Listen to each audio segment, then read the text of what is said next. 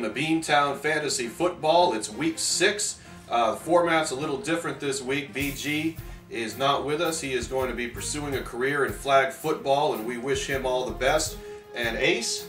Well, Ace couldn't be here tonight. He got tied up, and, well, BG's his ride to the show, so we got some kinks to work out, but we'll be sure to get him here for you next week. Hopefully, folks, we'll have all of this worked out by next week. We'll have a full cast, but this is week 6. This is the quarterback edition. I'm the Jaker here with Mark Fury. This week we're going to try to help you as much as we can. And let's start off with Mark Fury's picks. Who do you like for quarterback going into week 6? Well, this week I like David Garrard against the St. Louis Rams.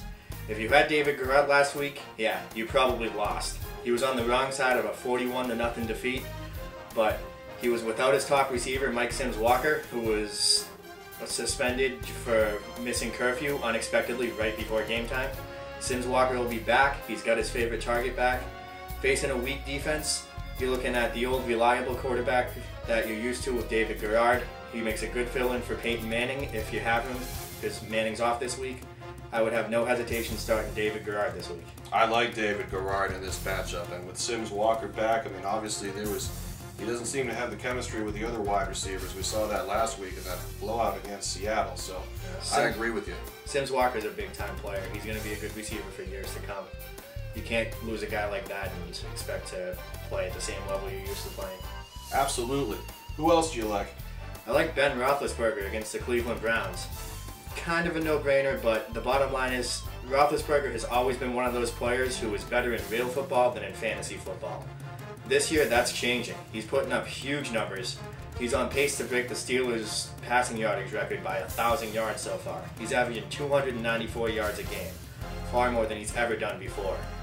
I wouldn't hesitate to put him in against pretty much anyone in the league, especially a team like Cleveland.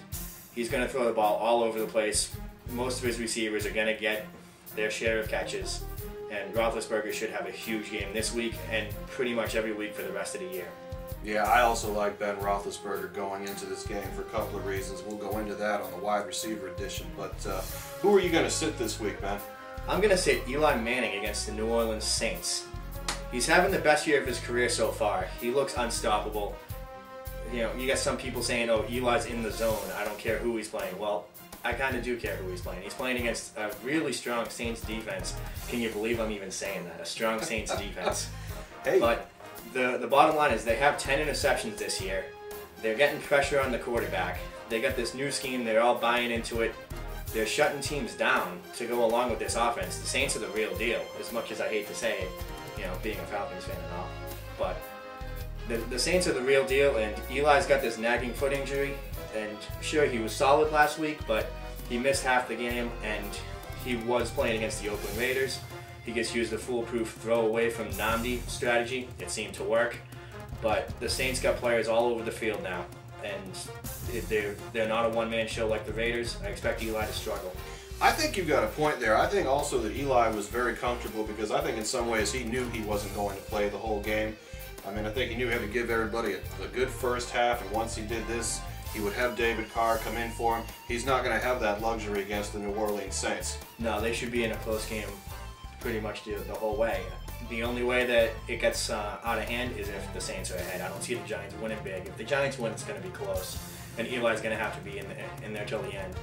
Carr's a solid backup, but you know he's not Eli Manning, and he's not going to get it done against the top-notch team. No, he's not. But who are you looking at quarterback this week? Well, you're going to love this one as a Falcons fan, but I've got to go ahead and start Matt Ryan of the Atlanta Falcons against Chicago. Matt Ryan, he looked fantastic against San Francisco. While Chicago's defense, it's not exactly a walk in the park. It does not seem to be as ferocious in years past, I think, against stopping the passing game. I think that sets up a good day for Ryan and his receivers. I see a 300-yard passing game. 2 to 3 touchdowns is not out of the question. Go ahead and start Matt Ryan safely in week 6. Right on, I agree with that all the way. Ryan looked awesome last week. Roddy White finally emerged. Finally. Came out to show that he's worth that big-time money that he signed for in the offseason. And the Bears corners, they are a little bit shaky this year. They're not bad, but they're not that great shutdown defense that they were before. you can move the ball on this team. You sure can. I also like Matt Hasselbeck, the general, going against the Arizona Cardinals. I was looking at that game last week, 40 plus unanswered points. He's got some fantastic weapons in Nate Burleson. John Carlson could come alive this week. TJ Houshmandzadeh, you've got these great targets there in Seattle. Not so much the running game, not much to hand off on. I'd look for another big game from Matt Hasselbeck this week as well. What do you think? I think you're right again. I mean, Arizona has had trouble stopping the pass all year. And with a pass-heavy team like Seattle, a good quarterback, good targets, along with a bad running game, let's be honest, Julius Jones isn't really anything spectacular. I can see Hasselbeck having a very solid game. I do too. Matt Hasselbeck should be in your lineup in Week 6. Well, Jacob, those are two solid options to start at quarterback, but who are you staying away from, and who should the fans not have in their lineup this week? Well, as much as we love to say his name here on Beantown Fantasy Football, and he's been a perennial favorite of ours, Joe Flacco going against the Minnesota Vikings, I do not like this matchup for smoking Joe Flacco at all. I don't think there's going to be much action there. With Antoine Winfield, one of the best cornerbacks in football, and just the way that Minnesota seems to be gelling, the way they gave Aaron Rodgers that trouble a couple weeks ago, Minnesota looks like the real deal. Joe Flacco, I mean, to throw to Derek Mason, I don't see a big game out of him also, and that means not a big game out of Joe Flacco. I don't like that at all. I don't either. I can see Flacco maybe surprising a couple of people, because if Minnesota is going to be give up anything, it'll probably be through the air.